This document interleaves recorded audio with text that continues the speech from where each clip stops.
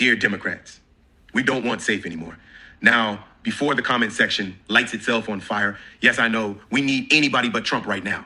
I'm not saying gamble the election. I'm not saying get cute. I'm saying let's stop lying to ourselves about why we're here and what people actually want next. Trump has to go, period. We would vote for a folding chair over Trump. That part is settled. But after that, after the champagne and the memes, we've got a much bigger conversation to have, because replacing Trump with a quiet corporate nothing will fundamentally change Democrat is exactly how we ended up with Trump in the first place. And voters know it. People are not confused. The polling is not confusing. What's confusing is why Democrats keep acting scared of ideas that most of the country already agrees with. Healthcare, a clear majority of Americans want universal healthcare, not tweaks, not patches, not protect what we have. They want Medicare for all. Independents want it. Even a big chunk of Republicans want it. So when Democrats act like this is risky, voters here, risky for who? College? Most Americans support free community college. Young people overwhelmingly support it. Even older voters lean yes. The only people allergic to this idea are donors who already paid off their tuition in 1984. Wages? Over 80% of voters say the minimum wage is too low. That includes Republicans. That includes independents. Everybody living in the real world knows $7.25 is a joke.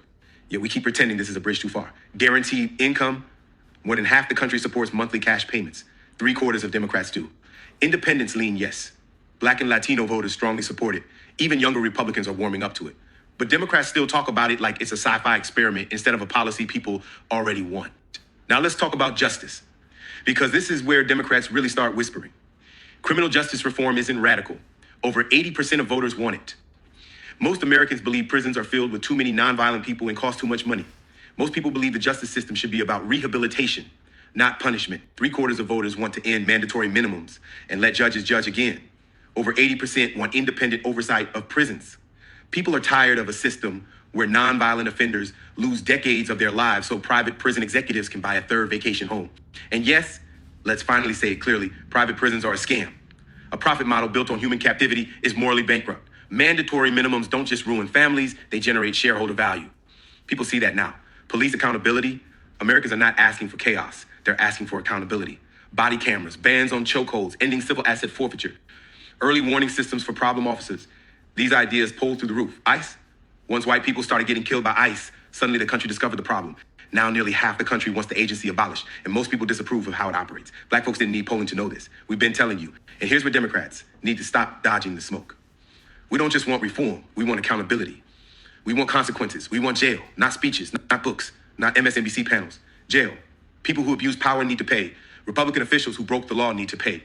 Corporate executives who funded authoritarianism, voter suppression, and racial violence need to pay. You do not get to bankroll fascism, destabilize democracy, and then quietly rebrand as a bipartisan donor in the next administration. No, that tab is due. We watched corporations pour money into Republicans while they shredded voting rights, weaponized ICE, protected violent police departments, and normalized authoritarian behavior. We want investigations. We want prosecutions. We want prison sentences where appropriate, period. No pardons. No, we need to heal. No, let's look forward. You break the law, you go to jail. That includes presidents. That includes donors. That includes executives. Now let's talk about the base, because Democrats love saying black women save democracy right up until black people ask for something tangible. Black women vote nearly 90% Democratic. Black men vote around 85% Democratic. We show up every time. But when the conversation turns to reparations, suddenly it's too long ago, too divisive, not the right moment. Let's be honest about the real problem. White Democrats, only about 1/3 of white Democrats support reparations for descendants of American chattel slavery, not Republicans, Democrats. The same people who say they believe in racial justice suddenly get real cautious when justice has a price tag. Meanwhile, black Democrats overwhelmingly support reparations. And yes, black Americans notice the contradiction when billions get sent overseas with no hesitation, while reparations get treated like a moral inconvenience. You can't keep asking black voters to save democracy while refusing to repair the damage democracy caused us. That math doesn't work anymore. This isn't about being contrarian. This isn't about purity tests. This is about whether Democrats actually want to govern for people or just manage decline politely. The country is ready for bold policy. The base is ready for bold policy. The polling says so. What people don't want anymore is excuses. So here's the bottom line. We don't want safe. We don't want corporate first. We don't want quiet. We want Medicare for all. We want free college. We want a living wage. We want guaranteed income. We want an end to private prison profiteering. We want real police and ICE accountability. We want reparations on the platform. And we want criminals, political and corporate, to go to jail. If Democrats want our votes, our energy, our organizing, and our turnout, love your constituents. Fight for them loudly.